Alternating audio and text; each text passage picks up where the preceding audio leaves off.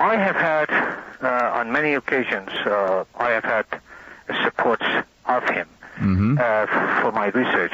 In fact, in many conversations that I had, he felt that some of my material, some of my research paper, particularly I sent a copy of it to him, and he felt that it was very compelling, and he felt that the real story behind the October Surprise is the story that I have analyzed. Right. However, when he reviewed my work... Well, let me interrupt, Fara, because you asked me, because he has recently come into print, yes, vis-a-vis your work, but before that happened, you asked me what I thought of him and what I thought he would say about your work. Yes, you're right. It was about 10 days before the review came out, and I asked you that what your opinion was of David McMichael, and you, with reservation, you said that I should be very careful because the situation has been in the past that he really did not, as he tells you that he is going to do something, the result and the outcome of the conversation has been always very surprisingly different than the things that people have heard from him before the publication of the review on the work. Mm-hmm. And to be very honest with you, when he told me that, I took that kind of very uncomfortably because I felt, well, why would be, and what is the reason that you would have such a reservation about his reviewing of my work? And again, but for the benefit of listeners, I caution that, in my opinion, David McMichael was not necessarily the vehement critic of the CIA that he professes to be. The notion of ex-CIA is a very dubious one, as dubious, in my opinion, with David McMichael as in a different way with Frank Turple or Edwin Wilson. But I expressed reservations, to say the least, about him, and I voiced my opinion that when he went into print, he would dump on what you had to say. And surprisingly enough, when I talked to him, he was supposed to send me a copy of his monthly magazine called Unclassified. Mm-hmm. And he gave me a review, which unfortunately I don't have the documents in front of me because it's all, at the house that I cannot even get within the 100 feet of my own house and my own material. This is really bizarre. Mm-hmm. He reviewed in general terms. First of all, he twisted the whole thing around. Mm-hmm. That this, in his opinion, I presented that this was a botched CIA operation. I never said that in my entire work. On the contrary, you have said that it was a highly successful and extremely sophisticated operation. That's correct. Right. An entire review that he has given did not present one word about my assessment of the George Bush's role mm-hmm. in the whole operation. Not mm-hmm. one.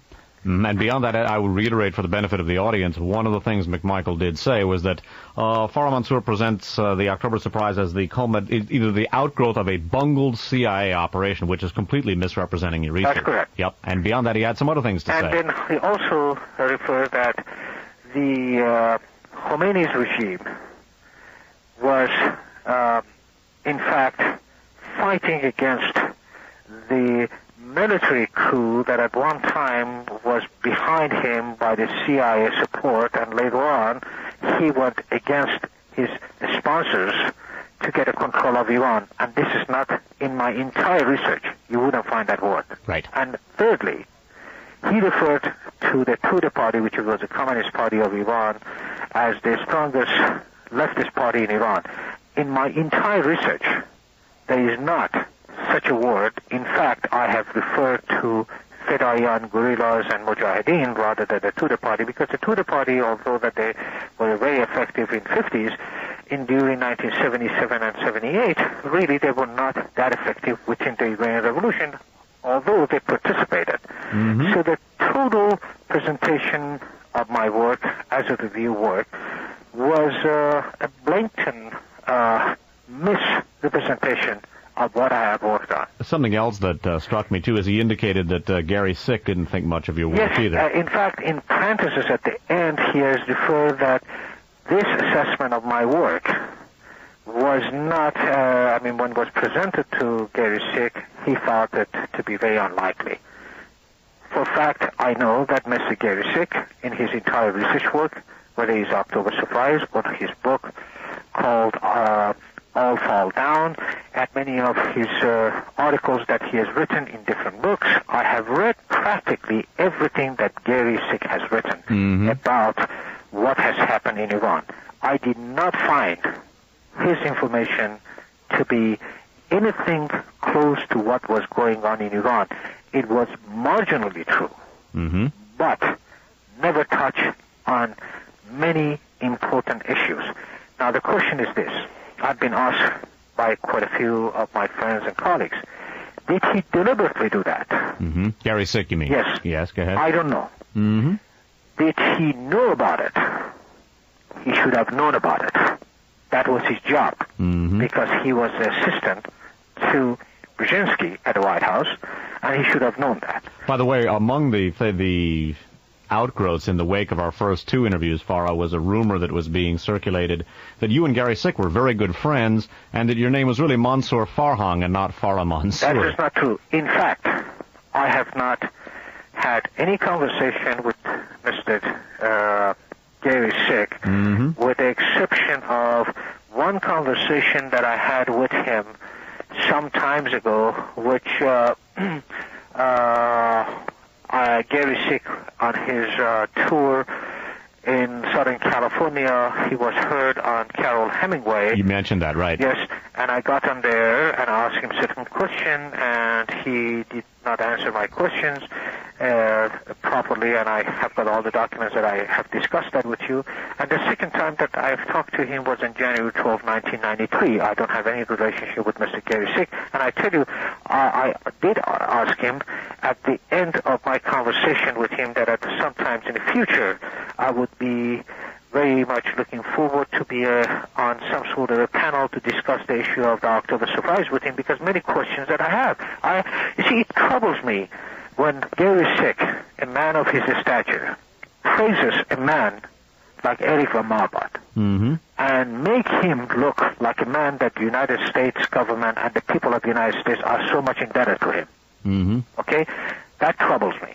Yep. It troubles me when Gary Sick goes to so much detail of what was happening in Iran, but he forgets an entire book that he has written about Iran. Not one mention of a man like General Barani, who was actually the custodian of all U.S. military investment in Iran. I mean, to me, these things, it is very puzzling. It's not what Gary Sick has talked about. This is not where my investigation started.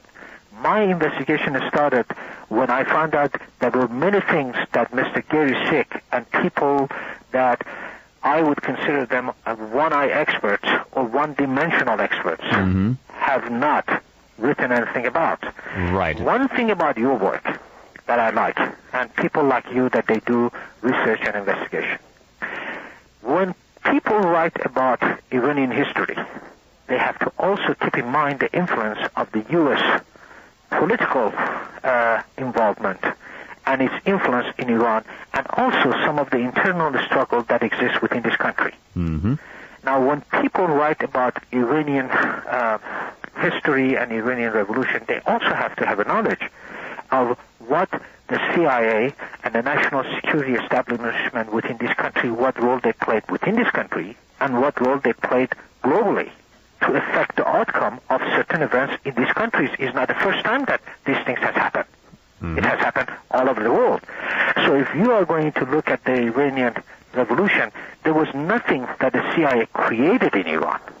But however, through the knowledge of what they knew was going on in Iran, they were able to manipulate it. Right. Now, we've been through this before. I just simply wanted to put a wrap on things and point out that already you're getting the kind of treatment that I've been subject to and other researchers of character have been subject to, rather than people upright. And certainly many people have responded positively and enthusiastically, but that sort of preposterous rumor that you would, among the many rumors that immediately began circulating, was that, one, you weren't really who you are, but you were a professor at Middlebury College in Vermont and a good friend of Gary Sick's. Nothing could be further from the truth.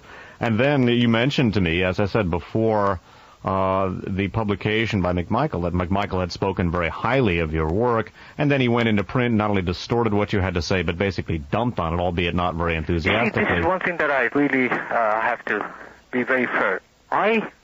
One of the two things that happened, whether he told me that he read my material and he didn't understand what he read, all right, or he deliberately put it in a format that it does not reflect my research. And besides, one thing that I want to tell you, he has spelled my name Farah, which is a female's name in Farsi language. Now, anybody who had the position of my paper right on the top would have seen that my name was spelled Fara. And I found it, whether it was sloppiness in his part, whether deliberately he has done, the outcome of it is the same. Point is, I warned you about him, and one thing that I've taken a lot of flack for over the years is my extreme distaste with a capital E and a capital D for these quote ex unquote CIA guys who make the rounds. And we're talking about Ralph McGahey, who's about as shallow as can be, John Stockwell and others, some of whom have had some good information to offer, but none of them goes anywhere near as far as information that's already on the public record. There have been some people, ex-intelligencers, not necessarily CIA, like Gene Wheaton, who have come forward with some good information, but I am, to say the least, leery of all of these people. And I just, when you told me that David McMichael had access to your work and had spoken highly of it, I warned you that I didn't think he would ever come out in print and say that, based on his past performance. This is very unfortunate, David, because you touching on the area that people that they really spend a lifetime. I really have paid a very high price for this research. Right. And when you see all of a sudden somebody like David McMichael goes and within few lines try to distort what I have represented, then you ask yourself, why you have to trust anybody? Well, you do have to trust some people, but I would caution against trusting a quote ex unquote CIA agent. Right, and I feel that I am very grateful and I'm very appreciative for all the time and opportunity that I had to present my paper on your program. The surprise that I promised you that I gave you tonight, and I think that for this information that you heard and your audience heard, it was aired for the first time. And the fact of the matter is that these are the information that I am paying a very high price for it today. I think, Fara, and by way of pointing toward a firm conclusion here, the price you have paid, and that's why I wanted you on to relate what had happened to you since our last interviews, a lot of other people are going to be paying dearly, and I think your perceptions are correct, is that whether it's the Iranian nuclear capability or Islamic fundamentalist terrorism in the United States or elsewhere, ultimately that is going to serve as the pretext for further U.S. military operations, if not during the Clinton administration. Then afterward, it may very well also be used as a pretext for destabilization and increased police state tactics at home as well. So I think that price, whether or not people ever give your monumental work the credit it deserves and the recognition that it demands, a lot of other people are going to be paying that price too. As I say on my program, and you've had an opportunity to listen to me for some time, late night down in Los Angeles, what goes around comes around. And sooner or later, what has been going around for you is going to be coming around for an awful lot of other people. Dave, I want to tell you this. You have been inspirational in the course of very difficult times that I went through within the last 3 years. I mean, to sit down day and night, spending 16, 18 hours a day at the expense of your professional career, put everything beside and sitting down and writing and putting all this research that you have done for 30 years is not an easy job, and you need, at one point of time, some sort of encouragement. People like you, and especially you, have given me that encouragement. I'm very much indebted to you and your work, and I appreciate the kind of diligent work that you do and the energy that you put behind your work that is very fascinating and very moving for me. I mean, I hope that people, just because of the things that is happening to me, do not stop. They go on. Right. Because the struggle goes on. We can sit down and do all the crying that we want, but what we really are fighting is for those that are alive. Right. Now, that is the issue. Absolutely. Now, there was an article published in July 23rd, 1992 on Thursday on the LA Times by Robin Robin Wright, echo Robin Wrong. She has written an article in regard to titled Panel Demands New Vision for a New World Order. The treatment now, this is a quote, it says, the treatment of foreign policy issue is, quote, somewhere between distressing and appalling. Commission Chairman Winston Lord, former U.S. ambassador to China and former head of the State Department's policy planning staff, added at the press conference Wednesday, we see no coherent vision here or abroad. Lord said that the United States has only its third chance this century to reshape the world affairs. This is our chance, the report says, to ensure that recent enemies become future enemies, that the present allies do not become new antagonists. Now, what is important is that there is a commission here, which I believe that is a Carnegie Endowment Commission, a Carnegie Endowment National Commission on Americas and the New World Ways, in his report has said that. Now, commission members also included former Defense Secretary Frank Carlucci, Admiral William J. Crowe, Jr., former chairman of the Joint Chief of Staff, former Washington Governor Daniel J. Evans, United Negro College Fund President and former Democratic Representative William H. Gray, III of Pennsylvania, and former National League of Cities President and San Antonio Mayor Henry G. I believe it's Cisneros, yes. Right, and the World Bank President Barbara Knobel. Mm-hmm. Now, what all these things means today, what it really means that what we are witnessing around the world and what we have also witnessed, the movement of the Islamic fundamentalists throughout the world, and every hot spot that we observe, whether it's in the Middle East or the former Soviet republics or in Algeria, in Egypt, and even in Iran, is all as a result of the fundamentalist movement at one point of time were very instrumental to create this new world order. Mm-hmm. And now that the situation somewhat in absence of the Soviet domination and Soviet empire, or quote-unquote evil empire, have created a new situation in Iran. I have predicted long time ago that we are going to see many movement and many incidents such as the things that is happening and we are observing throughout the world. And the latest one, we see the bombing of the World Trade Center in New York. Right. That is being linked to the fundamentalist in the Middle East. And we have to ask, what was the purpose of that and who benefited from all this? Mm-hmm. That is the issue. Yep.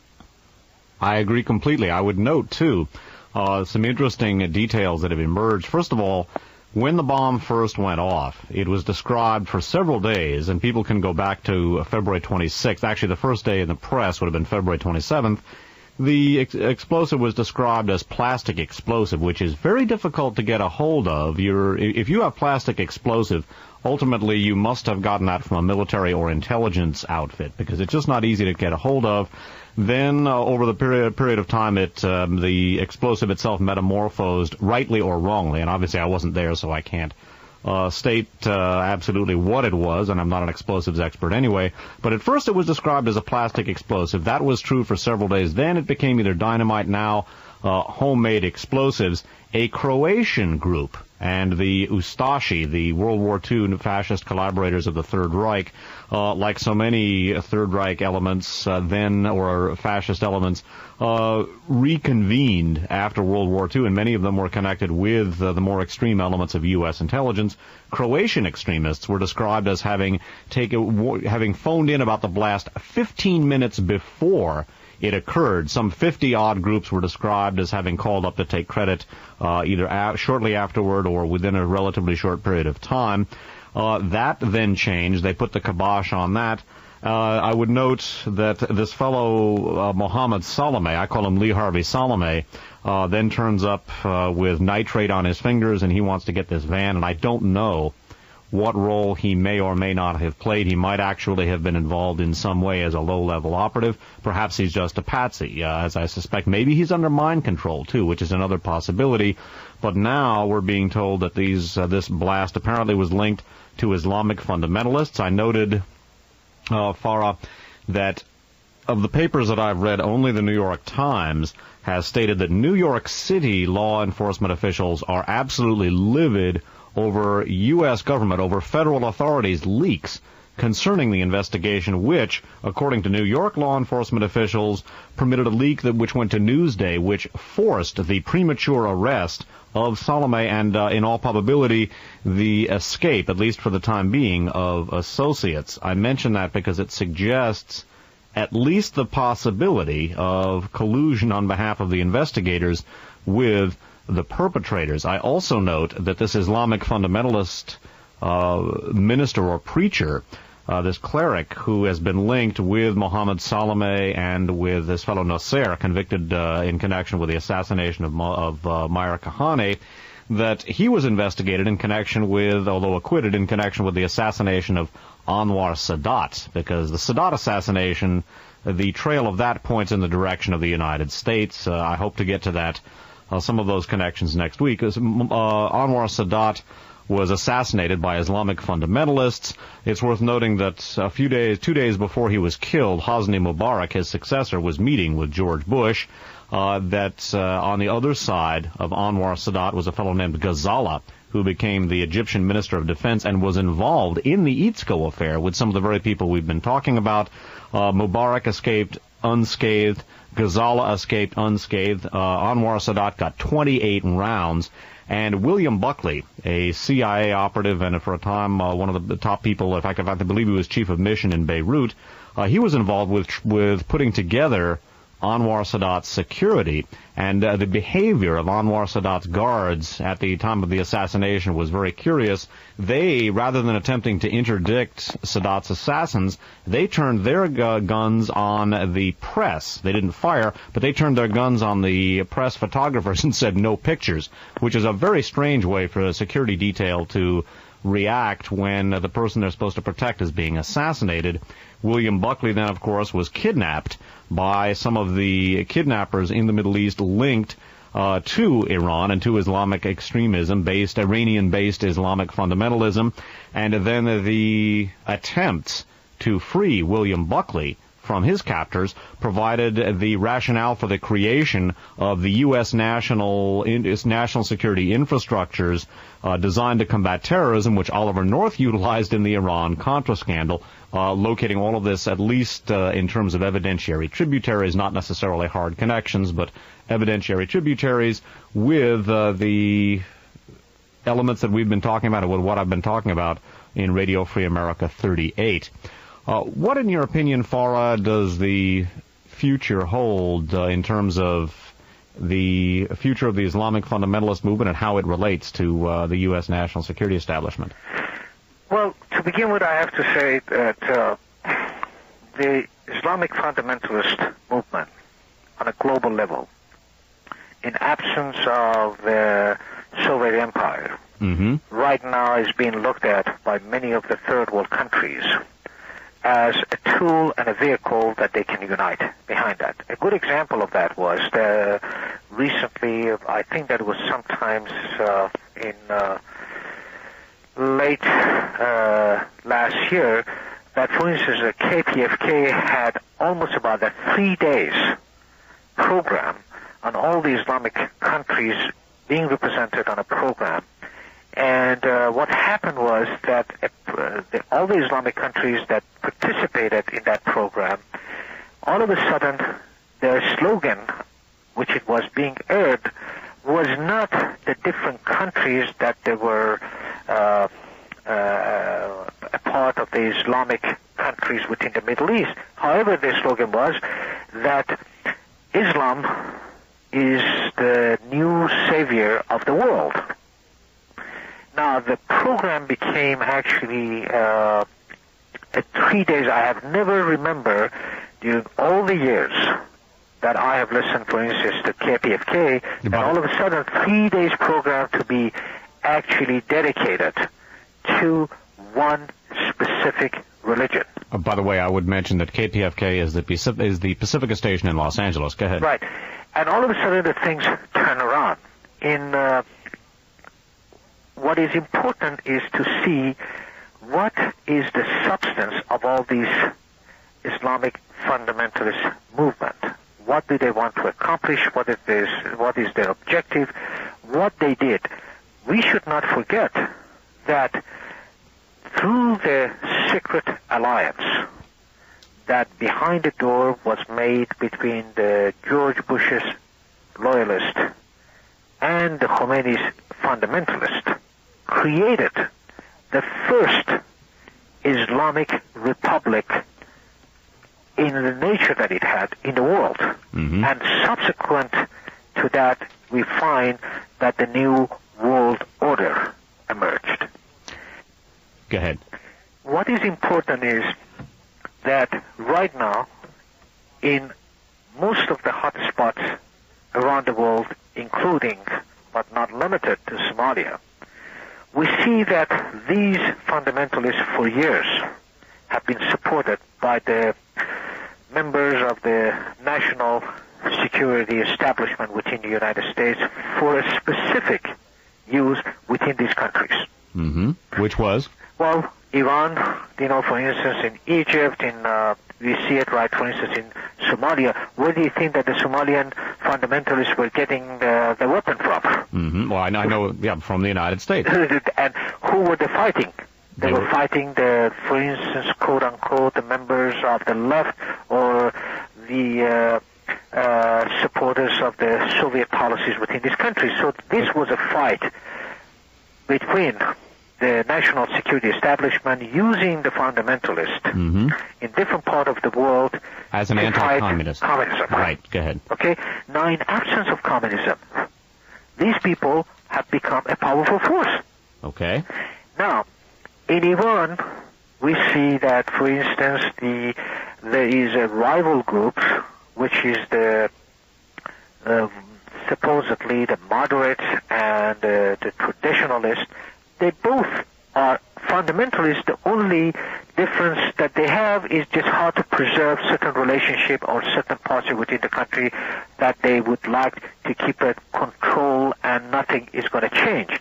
But the fact is that I see that all the excuses that is being made, for instance, in February 13, 1993, just recently, there was shortly after the demonstration by the Iranian in Los Angeles against the regime in Iran, LA Times published an article by Robin Wright, and she, in that article, stated that Iran to Clinton is going to be the same as what Iraq was to George Bush. In other words, basically, if I'm interpreting her prognostication correctly, that would be the goal for Clinton's military adventure abroad, much as Iraq was for Bush. That's correct. And of course, we also support Saddam Hussein. What I'm predicting is this, that what is happening since the election of Clinton to the office, during George Bush's last day, many members of the Islamic fundamentalists, including Yazdi, were permitted, and they were traveling all over the United States. And he came to Southern California, and one of the problems that I've been facing is since his visit to Los Angeles. Okay. Okay? Now, I confronted, in fact, with my questioning, as I talked last time with the conversation that I had on January 12th with Gary Sick, I brought many of these issues that was happening, and he said to me that, well, in many of his writings, he has written a lot of things about that, which I told him that, yes, I found it very interesting that you have written, but I found it more interesting that there are many things that it was of significance. It was never discussed in any of your writings about what was happening in Iran. For instance, the irony issue, for instance, the intelligence briefing issue, the nuclear weapon program issue, all these things was never ever touched by him. And what it is important, and I told him, that I find it more interesting is that these matters were not being discussed by a man of your stature who professes to be giving us a historical perspective on what was really behind the October surprise. Mm-hmm. And in that respect, I told him that I beg to differ with you. And he said, and I quote him, he says, okay, I mean, you are certainly entitled to the point of view, and I don't. There are many things in the course of my research I have not mentioned. Mm-hmm.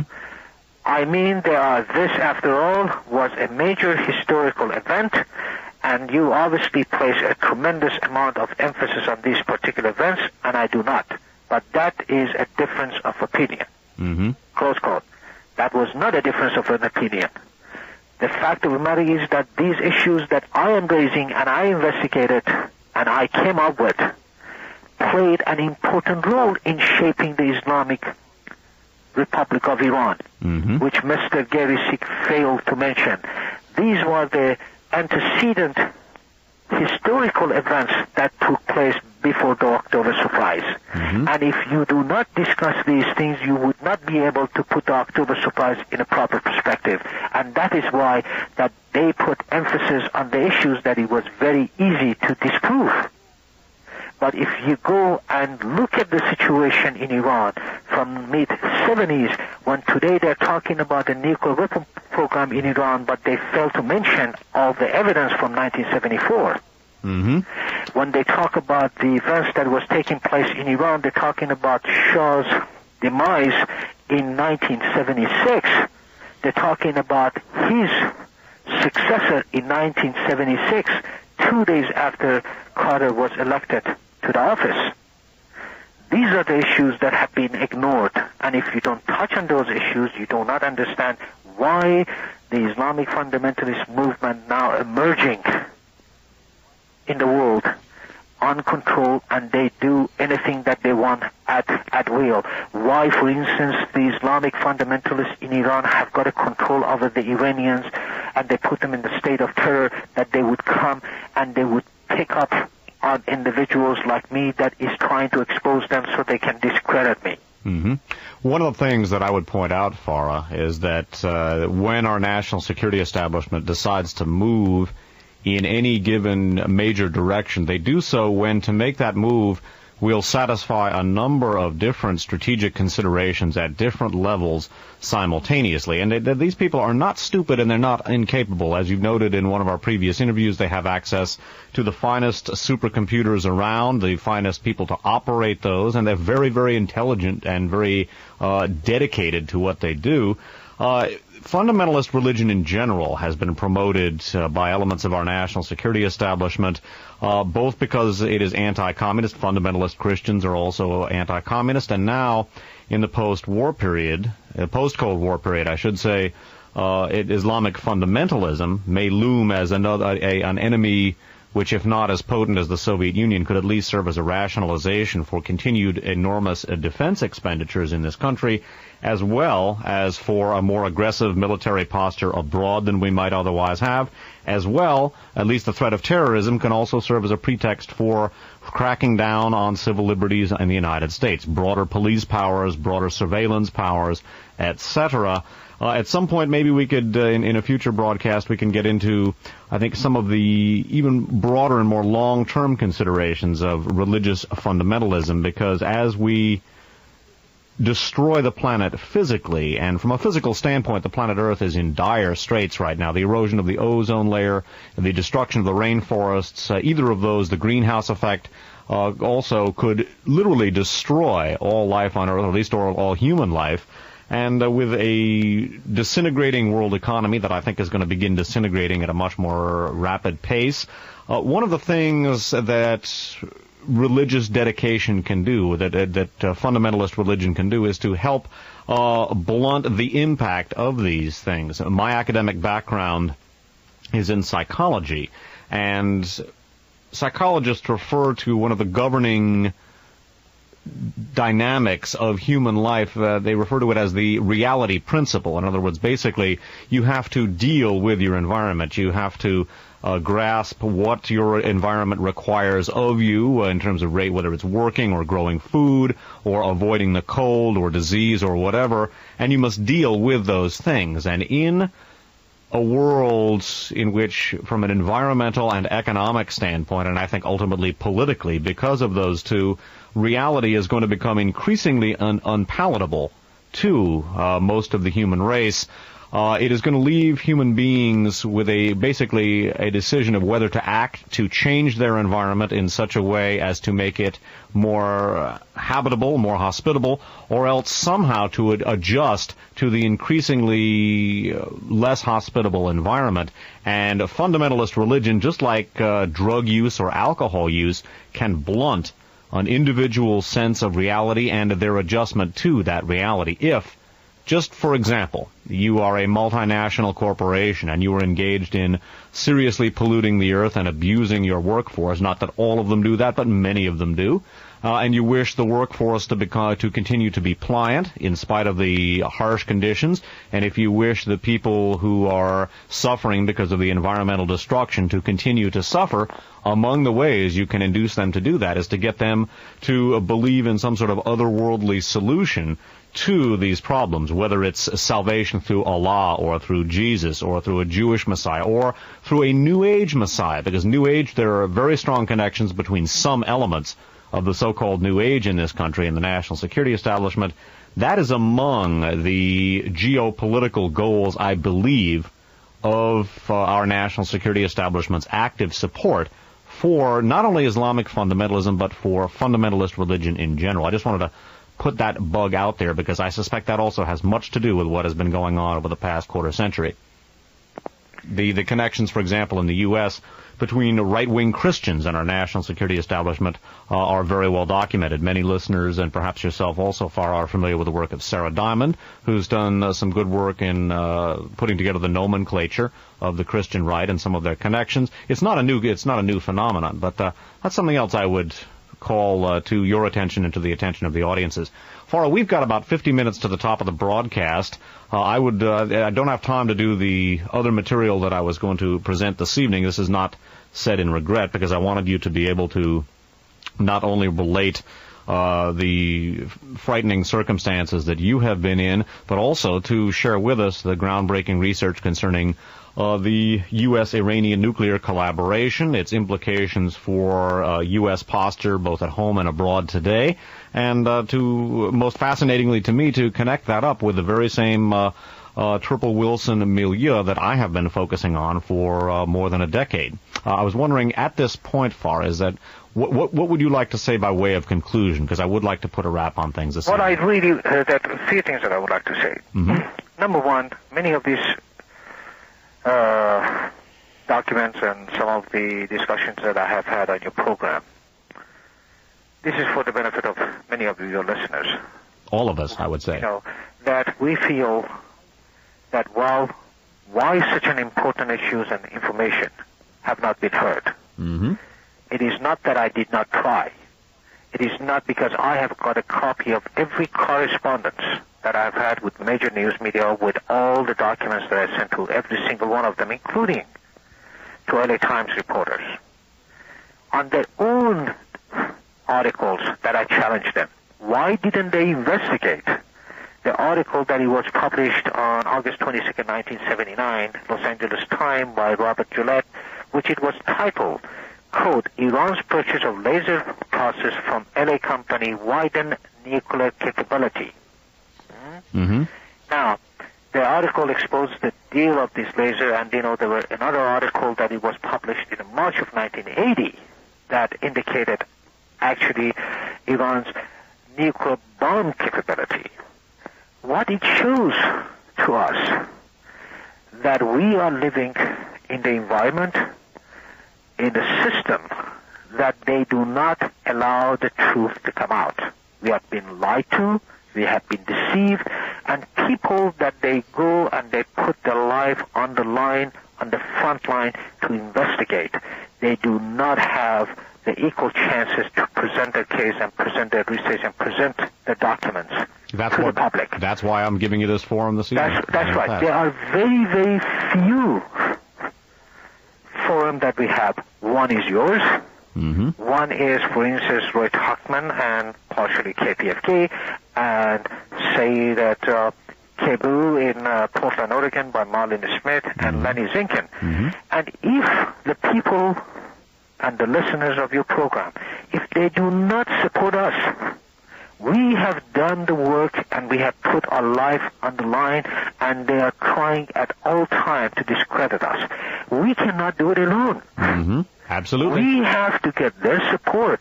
I have done everything that I could, to the point that right now, as I'm talking to you, my mother has been in this country for a month and a half. I have had no opportunity to meet with this woman that I love very much. Why? Because I have felt that I do not want to create any danger for that woman. Mm-hmm. Now, when you live in that sort of, I'm not a man of paranoia problems. Well, there's a difference between paranoia, which is neurotic fear, and real fear, which is the sort of fear you've been experiencing. Go ahead. And we are losing everything that we have. The price of for democracy, it is not cheap. There are many people that have given their lives. I was asked by one of my relatives tonight, why do I have to do this?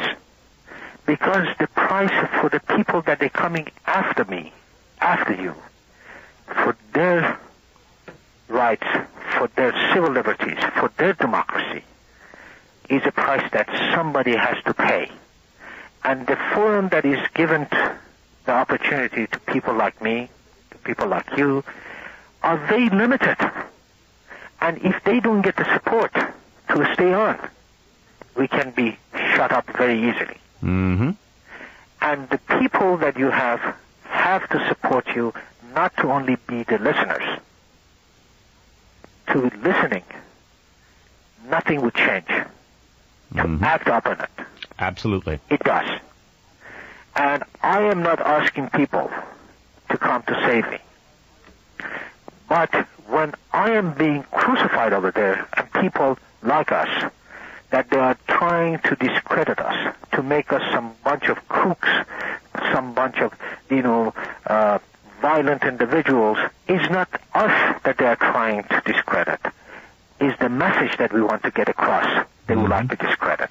Incidentally, speaking of that, there's an interesting detail, Fara. I don't know if you would feel comfortable discussing this, but after our first couple of conversations off the air, or actually I guess it was after maybe one of our first interviews on the air, you asked me what I thought of David McMichael, who was a former CIA analyst who has ostensibly at least turned against his former employers.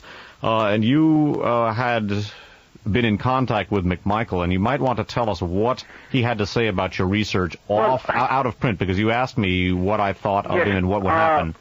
I have had, on many occasions, I have had supports of him for my research. In fact, in many conversations that I had, he felt that some of my material, some of my research paper, particularly I sent a copy of it to him, and he felt that it was very compelling, and he felt that the real story behind the October Surprise is the story that I have analyzed. Right. However, when he reviewed my work... Well, let me interrupt, Fara, because you asked me, because he has recently come into print, vis-a-vis your work, but before that happened, you asked me what I thought of him and what I thought he would say about your work. Yes, you're right.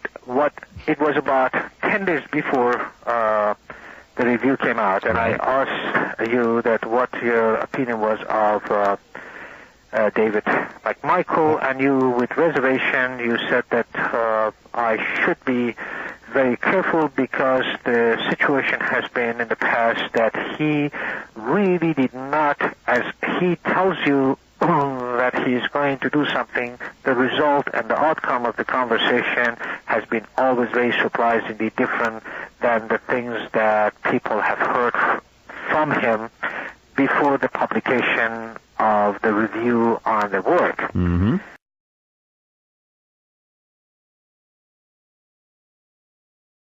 In front of me because it's all, at the house that I cannot even get within the 100 feet of my own house and my own material. This is really bizarre. Mm-hmm. He reviewed in general terms. First of all, he twisted the whole thing around. Mm-hmm. That this, in his opinion, I presented that this was a botched CIA operation. I never said that in my entire work. On the contrary, you have said that it was a highly successful and extremely sophisticated operation. That's correct. Right. An entire review that he has given did not present one word about my assessment of the George Bush's role Mm-hmm. in the whole operation. Not one. And beyond that, I would reiterate for the benefit of the audience, one of the things McMichael did say was that Fara Mansoor presents the October surprise as either the outgrowth of a bungled CIA operation, which is completely misrepresenting your research. That's correct. Yep. And beyond that, he had some other things to say. And then he also referred that the Khomeini's regime was, in fact, fighting against the military coup that at one time was behind him by the CIA support than the things that people have heard from him before the publication of the review on the work. Mm-hmm. And to be very honest with you, when he told me that, I took that kind of very uncomfortably because I felt, well, why would be and what is the reason that you would have such a reservation about his reviewing of my work? And again, for the benefit of listeners, I caution that, in my opinion, David McMichael was not necessarily the vehement critic of the CIA that he professes to be. The notion of ex-CIA is a very dubious one, as dubious, in my opinion, with David McMichael as in a different way with Frank Turple or Edwin Wilson. But I expressed reservations, to say the least, about him, and I voiced my opinion that when he went into print, he would dump on what you had to say. And surprisingly enough, when I talked to him, he was supposed to send me a copy of his monthly magazine called Unclassified. Mm-hmm. And he gave me a review, which unfortunately I don't have the documents. I have had, on many occasions, I have had supports of him for my research.